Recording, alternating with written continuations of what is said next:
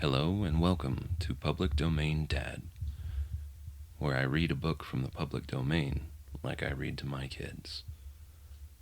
I'm your host, CJ. Today we are going to be reading Alice's Adventures in Wonderland by Lewis Carroll. Chapter 1: Down the Rabbit Hole.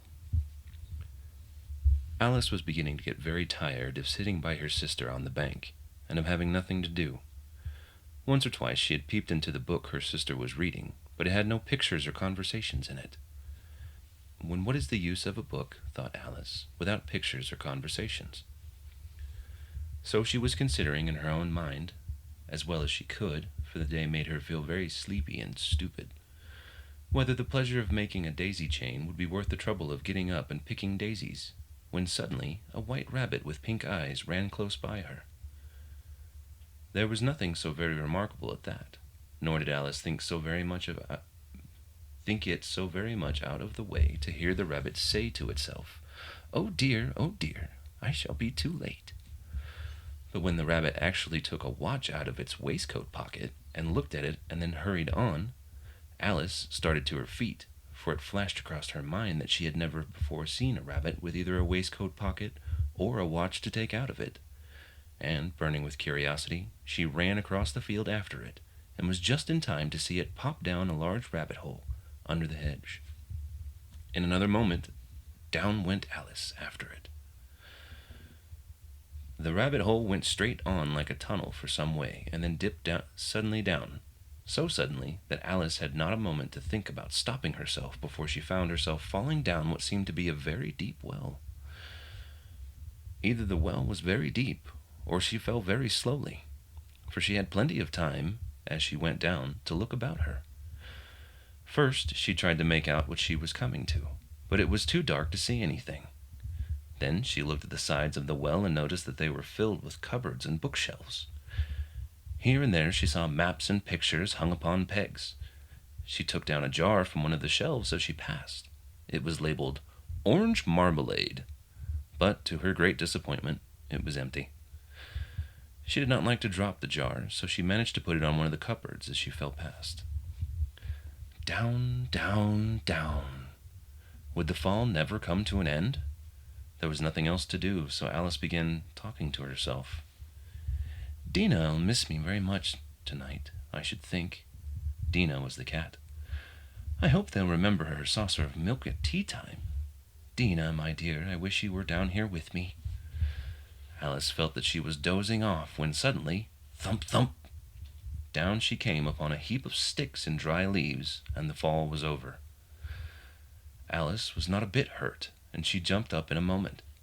She looked up, but it was all dark overhead. Before her was another long passage, and the white rabbit was still in sight, hurrying down it.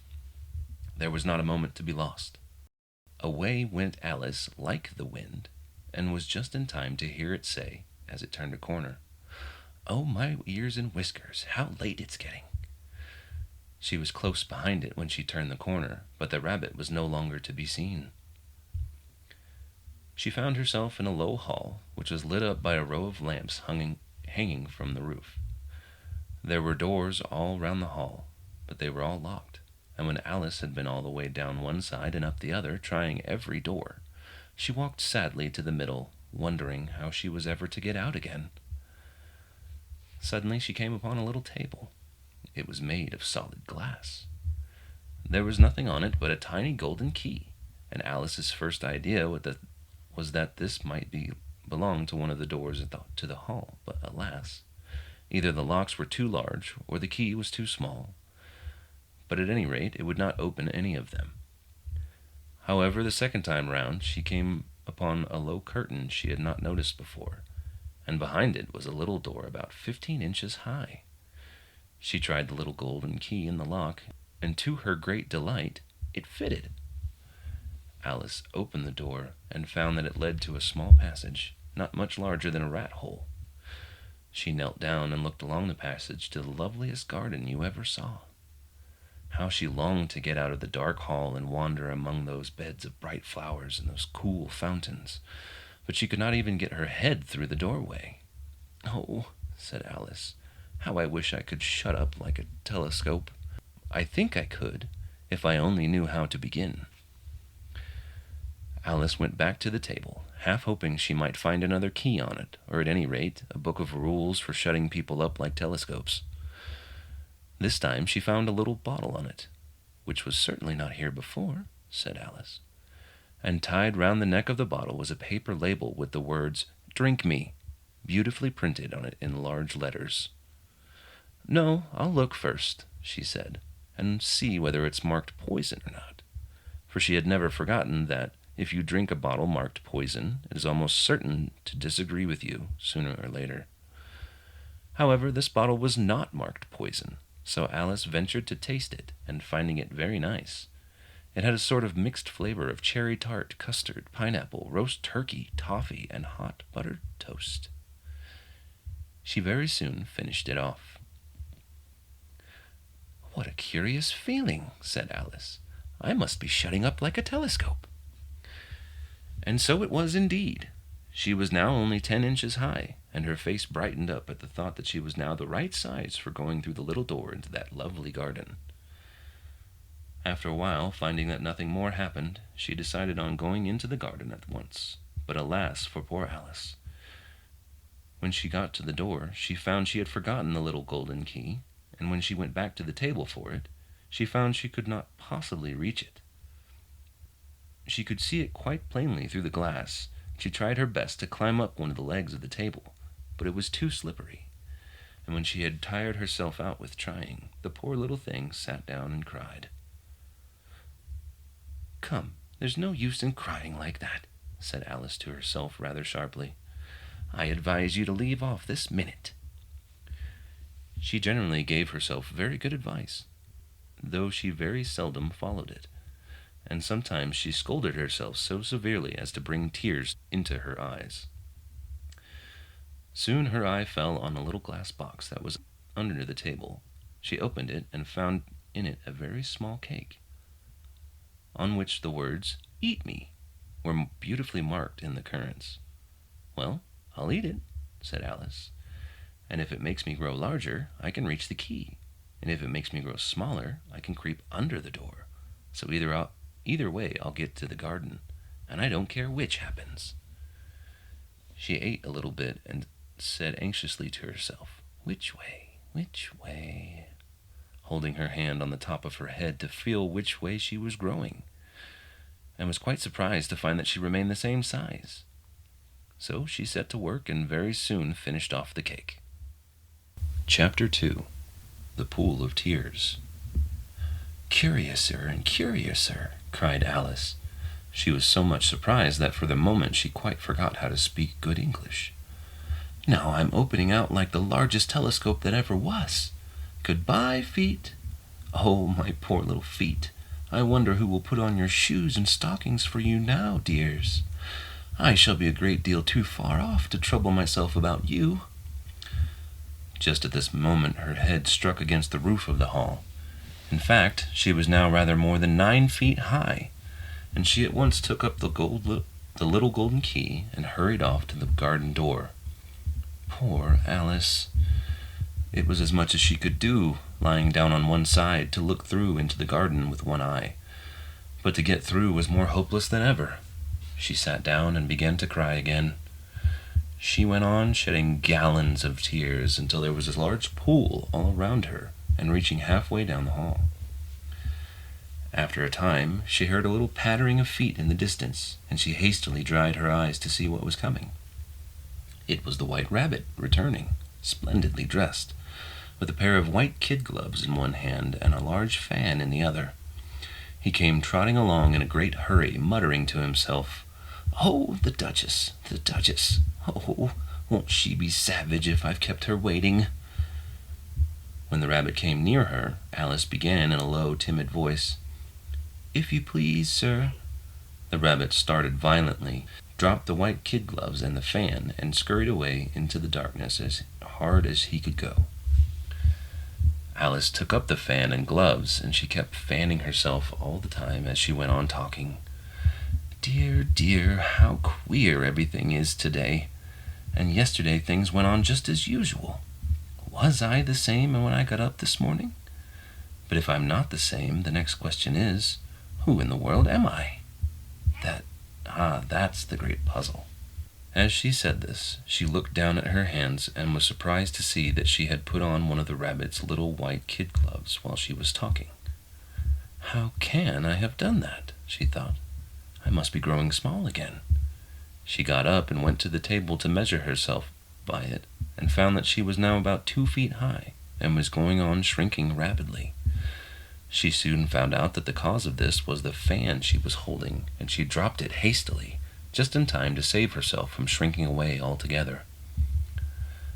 That was a narrow escape, said Alice, a good deal frightened at the sudden change, but very glad to find herself still in existence. And now for the garden.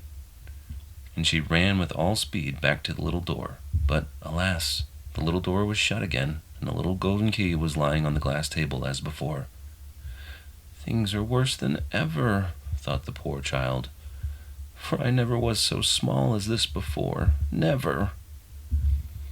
As she said these words, her foot slipped, and in another moment, splash! She was up to her chin in salt water. Her first idea was that she had somehow fallen into the sea. However, she soon made out that she was in a pool of tears which she had wept when she was 9 feet high. Just then she had heard something splashing about in the pool a little way off, and she swam nearer to see what it was. She soon made out that it was only a mouse that had slipped in like herself. Would it be of any use now, thought Alice, to speak to this mouse? Everything is so out of the way down here that I should think it very likely it can talk. At any rate, there's no harm in trying. So she began, "Oh, mouse, do you know the way out of this pool? I'm very tired of swimming about here. Oh, mouse." The mouse looked at her rather inquisitively, and seemed to her to wink with one of its little eyes, but it said nothing. Perhaps it doesn't understand English, thought Alice. I dare say it's a French mouse, come over with William the Conqueror. So she began again, "Où est ma chatte?" which was the first sentence in her French lesson book. The mouse gave a sudden leap out of the water and seemed to quiver all over with fright. "Oh, I beg your pardon," cried Alice hastily, afraid that she had hurt the poor animal's feelings. "I quite forgot you didn't like cats." "Not like cats!" cried the mouse in a shrill, passionate voice. "Would you like cats if you were me?" "Well, perhaps not," said Alice in a soothing tone, "but don't be angry about it. And yet I wish I could show you our cat Dina. I think you'd take a fancy to cats if you could only see her. She is such a dear, quiet thing." The mouse was bristling all over, and she felt certain if it must be really offended. "We won't talk about her any more if you'd rather not." "We indeed!" cried the mouse, who was trembling down to the end of its tail. "As if I would talk on such a subject! Our family always hated cats. Nasty, low, vulgar things. Don't let me hear the name again." "I won't indeed," said Alice, in a great hurry to change the subject of conversation. Are you fond of dogs? There's such a nice little dog near our house. I should like to show you. It kills all the rats and... Oh dear," cried Alice in a sorrowful tone. "I'm afraid I've offended it again." For the mouse was swimming away from her as hard as it could go, and making quite a commotion in the pool as it went. So she called softly after it, "Mouse dear, do come back, and we won't talk about cats, or dogs either, if you don't like them." When the mouse heard this, it turned round and swam slowly back to her. Its face was quite pale, and it said in a low, trembling voice, "Let us get to the shore, and I'll tell you my history, and you'll understand why it is I hate cats and dogs." It was high time to go, for the pool was getting quite crowded with the birds and animals that had fallen into it. There was a duck and a dodo, a lory and an eaglet, and several other curious creatures. Alice led the way, and the whole party swam to the shore. Chapter 3. A Caucus Race and a Long Tail. They were indeed a queer-looking party that assembled on the bank. the birds with the draggled feathers, the animals with their fur clinging close to them, and all dripping wet, cross and uncomfortable. The first question, of course, was how to get dry again. They had a consultation about this, and after a few minutes it seemed quite natural to Alice to find herself talking familiarly with them, as if she had known them all her life. At last the mouse, who seemed to be a person of some authority among them, called out, "Sit down, all of you, and listen to me. I'll soon make you dry enough." They all sat down at once, in a large ring, with the mouse in the middle. "Ahem," said the mouse with its important air. "Are you all ready? This is the driest thing I know. Silence all round, if you please. William the Conqueror, whose cause was favored by the Pope, was submitted to by the English, who wanted leaders, and had been of late much accustomed to usurpation and conquest. Edwin and Morcar, the Earls of Mercia and Northumbria—" "Ugh," said the Lory with a shiver. "And even Stigand, the patriotic Archbishop of Canterbury, found it advisable." "Found what?" said the Duck. "Found it," the Mouse replied rather crossly. "Of course you know what it means." "I know what it means well enough when I find the thing," said the Duck. "It's generally a frog or a worm. Question is, what did the Archbishop find?" The Mouse did not notice this question, but hurriedly went on. "Found it advisable to go with Edgar Atheling to meet William and offer him the crown. How are you getting on now, my dear?" it continued, turning on to Alice as it spoke. "As wet as ever," said Alice in a melancholy tone. "It doesn't seem to dry me at all." "In that case," said the Dodo, solemnly rising to its feet, "I move that the meeting adjourn, for the immediate adoption of more energetic remedies." "Speak English," said the Eaglet. "I don't even know the meaning of half those long words, and what's more, I don't believe you do either." "What I was going to say," said the Dodo in an offended tone, "is that the best thing to get us dry would be a caucus race." "What is a caucus race?" said Alice. "Why," said the Dodo, "the best way to explain it is to do it." First it marked out a race course in a sort of circle, and then all the party were placed along the course, here and there. There was no 1, 2, 3, and away, but they began running when they liked, and left off when they liked, so that it was not easy to know when the race was over. However, when they had been running half an hour or so, they were quite dry again. The Dodo suddenly called out, "The race is over!" and they all crowded round it, panting and asking, "But who has won?" This question the Dodo could not answer without a great deal of thought. At last it said, "Everybody has won, and all must have prizes." "But who is to give the prizes?" quite a chorus of voices asked. "Why, she, of course," said the Dodo, pointing to Alice with one finger. And the whole party at once crowded round her, calling out in a confused way, "Prizes! Prizes!" Alice had no idea what to do, and in despair she put her hand into her pocket and pulled out a box of comfits. Luckily the salt water had not gotten into it, and handed them round as prizes. There was exactly one apiece all around. The next thing was to eat the comfits. This caused some noise and confusion, as the large birds complained that they could not taste theirs, and the small ones choked and had to be patted on the back. However, it was over at last, and they sat down in a ring and begged the Mouse to tell them something more. "You promised to tell me your history, you know," said Alice, "and why it is you hate C and D," she added in a whisper, half afraid that it would be offended again. "Mine is a long and sad tale," said the Mouse, turning to Alice and sighing. "It is a long tale, certainly," said Alice, looking down with wonder at the Mouse's tail. "But why you call it sad?" And she kept on puzzling about it while the Mouse was speaking, so that her idea of the tale was something like this.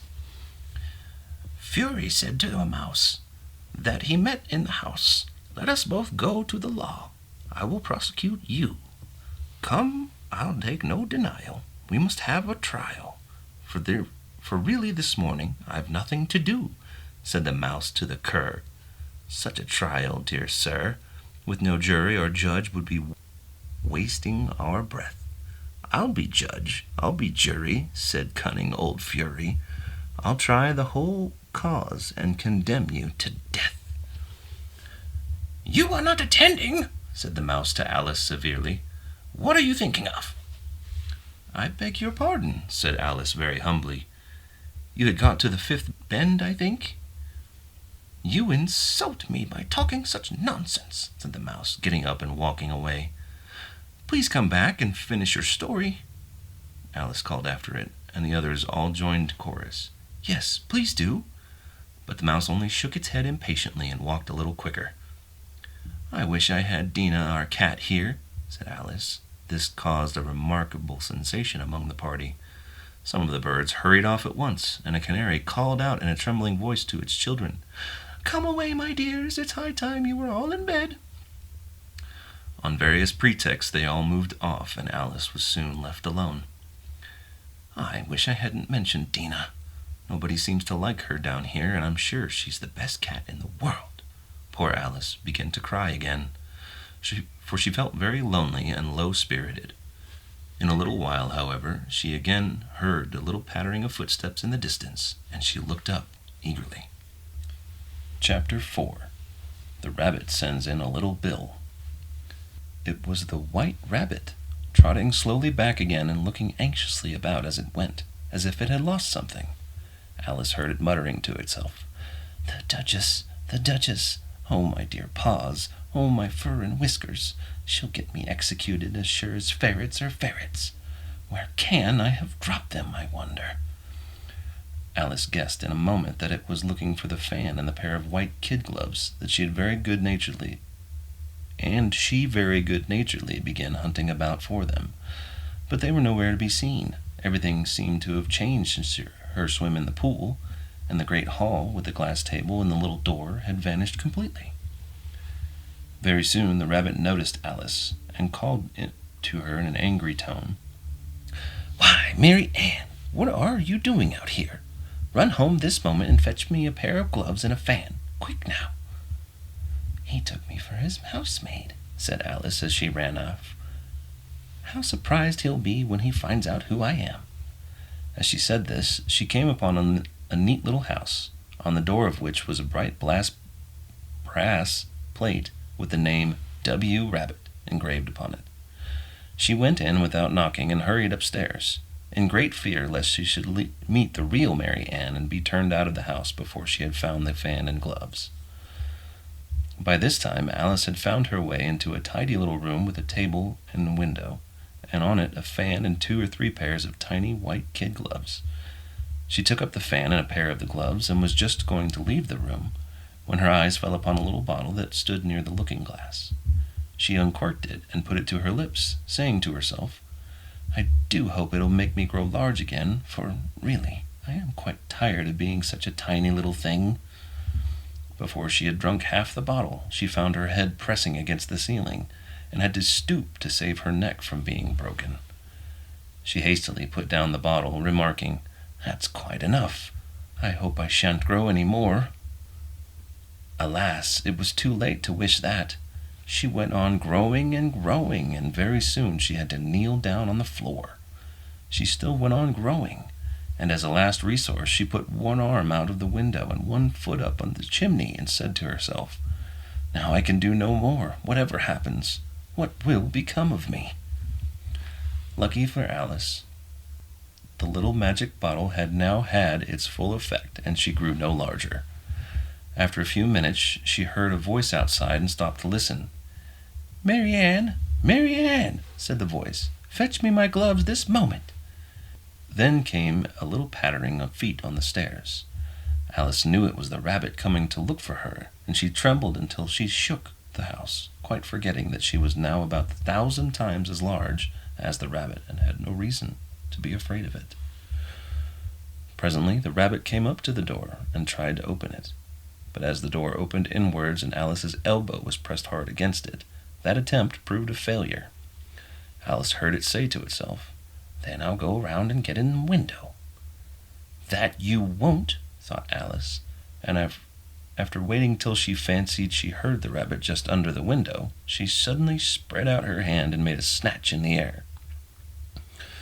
She did not get a hold of anything, but she heard a little shriek and a fall and a crash of broken glass, from which she concluded that it was just possible it had fallen into a cucumber frame or something of that sort. Next came an angry voice, the rabbit's. "Pat! Pat! Where are you?" And then a voice she had never heard before. "Sure then, I'm here. Digging for apples, Your Honor?" "Here, come and help me out of this. Now tell me, Pat, what is that in the window?" "Sure, it's an arm, Your Honor." "Well, it's got no business there, at any rate. Go and take it away." There was a long silence at this, and Alice could only hear whispers now and then. At last she spread out her hand again and made another snatch in the air. This time there were 2 little shrieks, and more sounds of broken glass. "I wonder what they'll do next," thought Alice. "As for pulling me out of the window, I only wish they could." She waited for some time without hearing anything more. At last came a rumbling of little cartwheels and the sound of a good many voices all talking together. She made out the words, "Where's the other ladder? Bill's got the other... Bill! Here, Bill! Will the roof bear? Who's to go down the chimney?" "Nay, I shan't. You do it." "Here, Bill, the master says you've got to go down the chimney." Alice drew her foot as far down the chimney as she could and waited until she heard a little animal scratching and scrambling about the chimney close above her. And then she gave one sharp kick and waited to see what would happen. The first thing she heard was a general chorus of, "There goes Bill," and then the rabbit's voice alone, "Catch him, you by the hedge." Then silence and another confusion of voices. "Hold up his head. Brandy now, don't choke him. What happened to you?" Lastly came a little feeble squeaking voice. "Well, I hardly know. No more, thank ye. I'm better now. All I know is something comes at me like a jack-in-the-box, and up I goes like a skyrocket." After a minute or 2 of silence, they began moving about again, and Alice heard the rabbit say, "A barrowful will do, to begin with." "A barrowful of what?" thought Alice. But she had not long to doubt, for the next moment a shower of little pebbles came rattling at the windows, and some of them hit her in the face. Alice noticed, with some surprise, that the pebbles were all turning into little cakes as they lay on the floor, and a bright idea came into her head. "If I eat one of those cakes," she thought, "it's sure to make some change in my size." So she swallowed one of the cakes and was delighted to find that she began shrinking directly. As soon as she was small enough to get through the door, she ran out of the house and found quite a crowd of little animals and birds waiting outside. They all made a rush at Alice the moment she appeared, but she ran off as hard as she could and soon found herself safe in a thick wood. "The first thing I've got to do," said Alice to herself as she wandered about in the wood, "is to grow my right size again, and the second thing is to find my way into that lovely garden. I suppose I ought to eat or drink something or other, but the question is, what?" Alice looked all around her at the flowers and the blades of grass, but she could not see anything that looked like the right thing to eat or drink under the circumstances. There was a large mushroom growing near her, about the same height as herself. She stretched herself up on tiptoe and peeped over the edge, and her eyes immediately met those of a large blue caterpillar that was sitting on the top with its arms folded, quietly smoking a long hookah and taking not the smallest notice of her or of anything else. And that's where we're going to leave it for this episode. That is chapters 1 through 4 of Alice's Adventures in Wonderland. Join us next time for the rest of the story.